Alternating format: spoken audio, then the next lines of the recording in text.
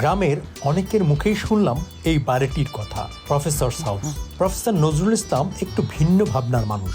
ওই যে মাটির ঘরটা দেখা যায়, ওই মাটির ঘরটা প্রায় 1-150 বছরের মাটির ঘর। এটা রেখে দিচ্ছি একটা স্মৃতিস্বরূপ। আমি মাটির ঘরে আমার জন্ম, এখান থেকে লেখাপড়া করেছি ঢাকা ইউনিভার্সিটি। মাটির ঘরে থাই গিয়ে আমি ওইখানে চলে গিয়েছি আর কি।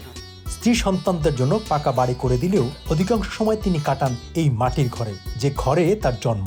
এখানকার স্থানীয় কলেজে দীর্ঘ বছর অধ্যাপনা করেছেন, এখন অবসর জীবনযাপন করছেন।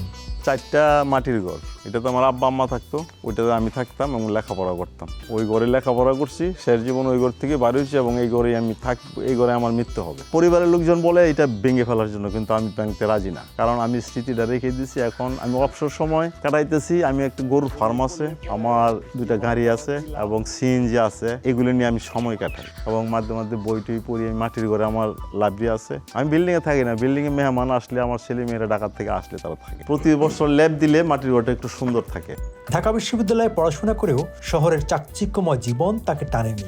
কর্পোরেট চাকরি, মোটা অঙ্কের বেতন, কোনো লোভ তাকে আটকাতে পারেনি। 10 তলা বাড়ি যদি ঢাকা শহরে থাকে, কিন্তু আমার গাভীটা 3,60,000 টাকা, সে 22 লিটার দুধ দেয় একটানে। তো আপনার 10 তলা বিল্ডিং থেকে আমার গাভীটা অনেক মূল্যবান। গরুকে ভালোবাসতে হবে, এটা আপনি মানুষকে কিভাবে ভালোবাসবেন? পশু পাখিকে ভালোবাসতে হবে। ভালোবাসার নিদর্শন স্বরূপে আমি গ্রামে থাকি, তাই আমি নরসিংদী ঢাকা চলে যেতে পারতাম। তার হাসি বলে দেয় তিনি কতটা সুখী আছেন।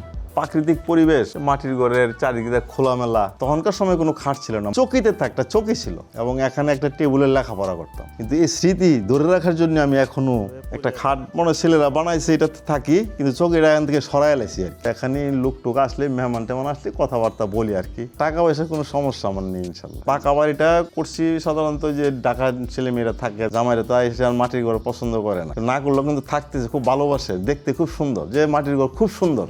হাঁস, মুরগি, গরু, ছাগল, মাছ কি নেই তার এই রাজ্যে। নিজের ক্ষেতের ধান, শাকসবজি সবই উৎপাদন করছেন নজরুল ইসলাম। গরুগুলো দেখলি মানে দুনিয়ার সব কিছু ভুলে যাই। 5-4টা গাভী আছে আমার, গাভী খুব দুধাল গাভী আর কি এগুলি না।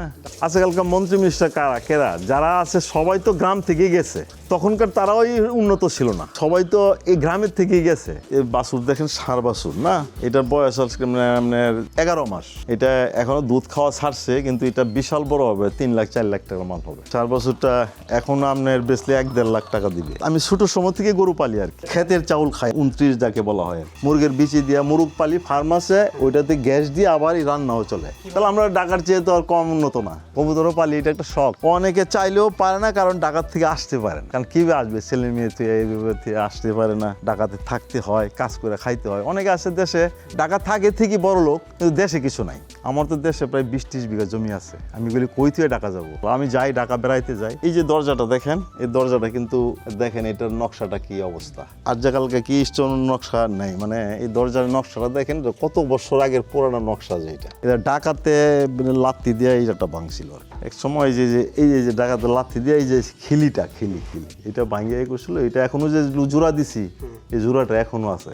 এই চৌকিতে আমি থাকতাম আর সাথে তালের সাথী, অত্যন্ত মারাত্মক সাথী। এগুলি বর্তমানে বাংলাদেশে পাবেন না। এটা তালের সাথী, এটা দিয়ে এই যে মাটির ঘরটার এই সাইড সাপোর্ট, যাতে ঘরটা এদিক সেদিক না পড়ে, কাঠ দিয়া পাঠাতন বানাইয়া তারপর এটার উপরে 100-200 মণ ধান থাকতো। অনেকেই রাস্তাতে গেলে মনে করে যে বাড়িটা দেখলে খুব সুন্দর লাগে, মাটির বাড়িটা খুব সুন্দর লাগে, অনেকে প্রশংসা করে আর কি। আমাদের গ্রামে অনেকেই যে ঢাকা, অনেকে যেমন চাকরি টাকরি করে, কিন্তু এখনো গ্রামে আসে, মাটিতে থাকে। মানুষ কি বলতেছে এটা আমি চিন্তা করছি না, কারণ আমার ছেলে মেয়ে ঢাকার নরসিংদী সবাই থাকে এস্টাবলিশ। আমি গ্রামে থাকি, তারা এস্টাবলিশ লোক, তারা গ্রামে আসলে আমি তাদেরকে সমাদর করি, নাতি নাতুনি আসে, খেলি, মাটির ঘর দেখাই, গরু বাছুর দেখাই, মুরগের ফার্ম দেখাই। এগুলি দেখলে মানে এই যে রান্না করে খাওয়া দাওয়া রান্না করে হয়। আমার নাতি নাতুরা মাটির ঘর ছেড়ে চলে যেতে চায় না, ঢাকা এখানেই থাকতে চায়। এই 2 নাতি সকালে আসছে, যাইতে চায় না। তাই আমি বলছি আমি আসবো না ঢাকা, তুমি যাও, পরে গেছে।